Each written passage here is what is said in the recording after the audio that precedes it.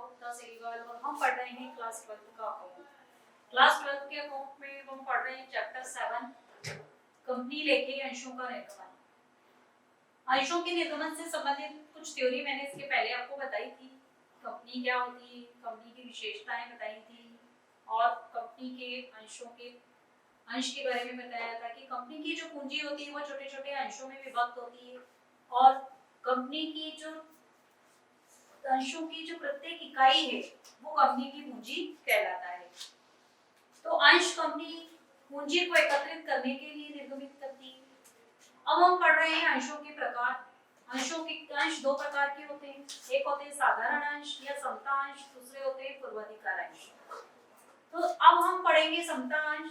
समता अंश क्या होते हैं? सिंपल सी बात, समता अंश मतलब साधारण अंश, ऐसे अंश जो पूर्वाधिकार अंश नहीं है, समता अंश कहलाते हैं।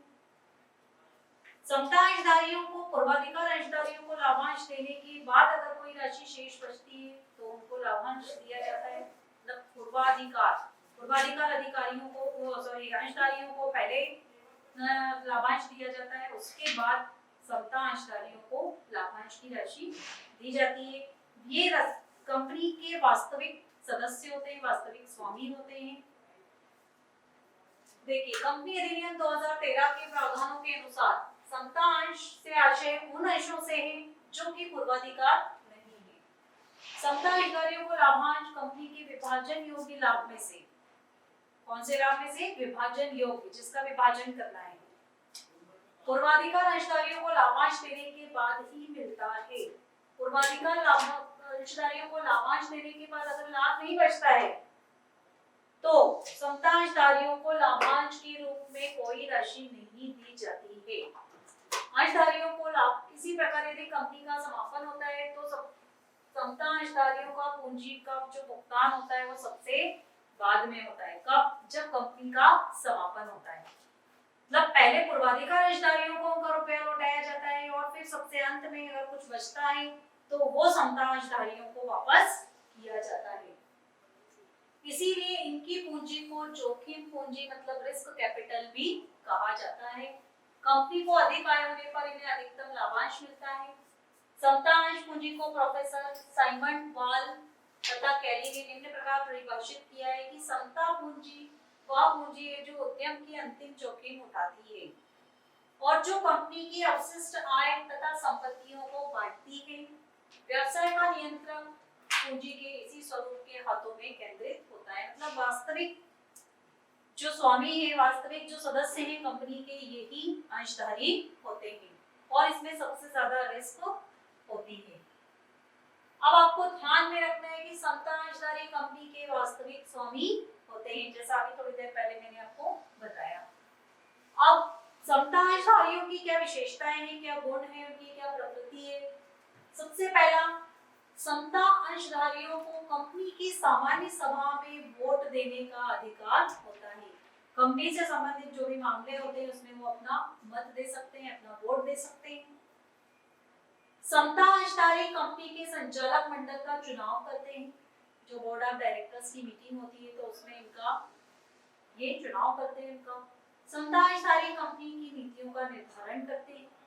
सामान्य परिस्थितियों में समता अंशधारियों की पूंजी का कंपनी के जीवन काल में भुगतान नहीं होता है। मतलब जब कंपनी का समापन होता है तभी सबसे अंत में अगर कुछ बचता है तो इनको इनका रुपया लौटाया जाता है।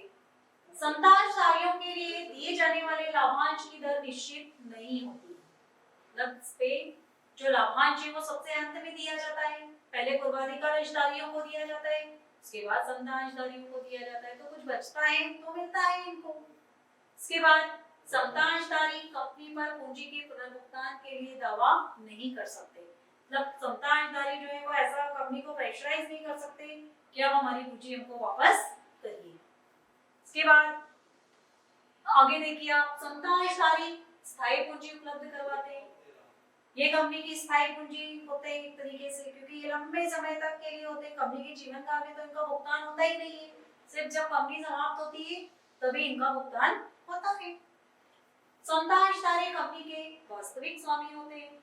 समता अंश पूंजी से कंपनी की साख में वृद्धि होती है। और समता अंश पूंजी की जमानत पर कंपनी क्या कर सकती है, दीर्घकालीन ऋण लेकर अतिरिक्त पूंजी की व्यवस्था भी कर सकती है। तो ये थी समता अंश पूंजी जो अभी हमने पढ़ी, इसकी विशेषताएं पढ़ी कि कंपनी के वास्तविक स्वामी होते हैं, लेकिन इनको लाभांश की जो राशि है वो निश्चित नहीं रहती है। कंपनी समापन की दशा में ही इनकी पूंजी का पुनर्भुगतान संभव होता है। तो ये थे समता अंश और उसकी विशेषताएं। Thank you. अब हम पढ़ेंगे समता अंशों की कमियां, दोष, हानि। क्या हानियां हैं हमको समता अंश से, ये हमको अब देखना है। समता अंशों में निम्न दोष पाए जाते हैं।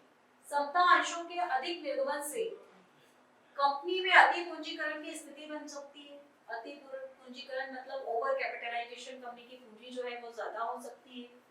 समता अंशों को कंपनी के समापन के पूर्व वापस भी नहीं किया जा सकता है। मतलब कंपनी अगर चाहे कि समता अंशधारियों को उनकी पूंजी वापस कर दे तो वो ऐसा कर ही नहीं सकती, क्योंकि कंपनी समापन की दशा में ही इनकी पूंजी इनको वापस की जा सकती है।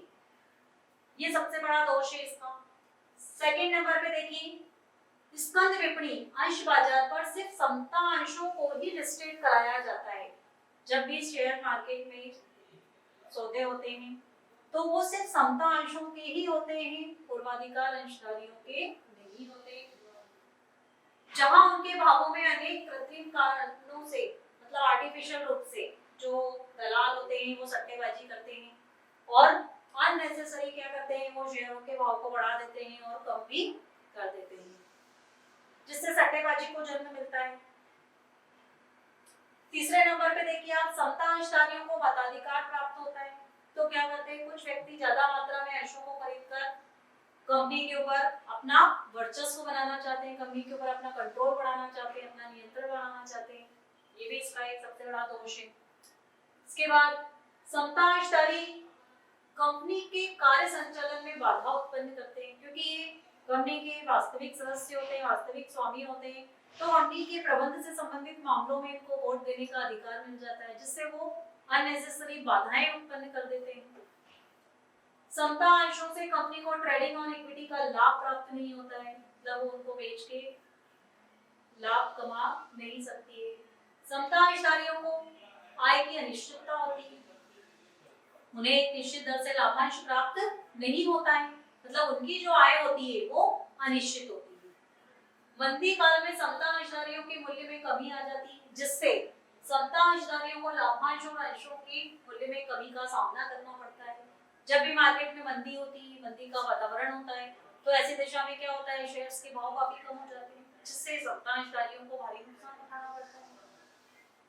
कंपनी के समापन की दशा में समता अंशधारियों को सबसे अंत में पूंजी प्राप्त होती है, या हानि की स्थिति में संभव हो उनको कुछ भी राशि प्राप्त न हो।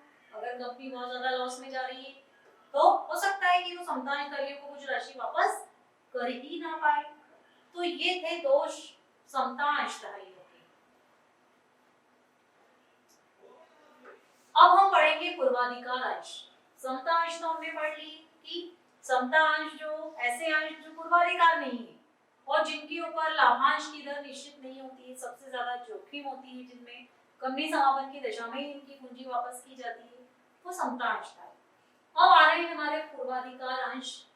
पूर्वाधिकार अंश का अर्थ पढ़ेंगे हम, क्या होते हैं पूर्वाधिकार अंश। कंपनी अधिनियम 2013 की धारा 43 के अनुसार ऐसे अंश जिन्हें लाभांश एवं पूंजी की वापसी का पूर्वाधिकार होता है, पूर्वाधिकार अंश कहलाते हैं। पूर्व अधिकार, पूर्व का मतलब होता है पहले, अधिकार, तो जब भी कंपनी समाप्त होती है तो पूंजी वापसी सबसे पहले इनको की जाती है। जब भी कंपनी को लाभ होता है तो विभाजन योग्य लाभ में से सबसे पहले लाभांश इन्हीं को दिया जाता है। इनके नाम से ही स्पष्ट है, पूर्वाधिकार मतलब पहला अधिकार इनको होता है। सामान्यतः इनके निर्गमन के समय पर ही इनके लाभांश की दर निश्चित कर दी जाती है। कंपनी जब उनको निर्गमित करती है तो आगे लिख देती है 10% पूर्वाधिकार अंश, 15% पूर्वाधिकार अंश। आप जब इसके सवाल करने जाएंगे, न्यूमेरिकल प्रॉब्लम सॉल्व करने जाएंगे, तब आपको ये पढ़ने को मिलेगा कि 10% पूर्वाधिकार अंश, 6% पूर्वाधिकार अंश। मतलब ये होता है कि कंपनी जब लाभांश देगी तो इन पर 10%, 6% जो भी उसने निश्चित कर रखा है उस पर उनको लाभांश दिया जाएगा।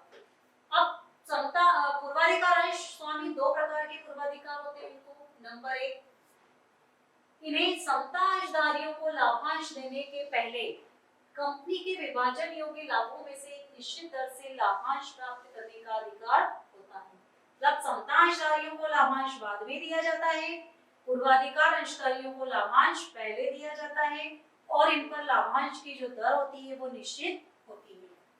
दूसरा, कंपनी के समापन की स्थिति में इन्हें समता अंशधारियों से पहले पूंजी प्राप्त करने का अधिकार होता है।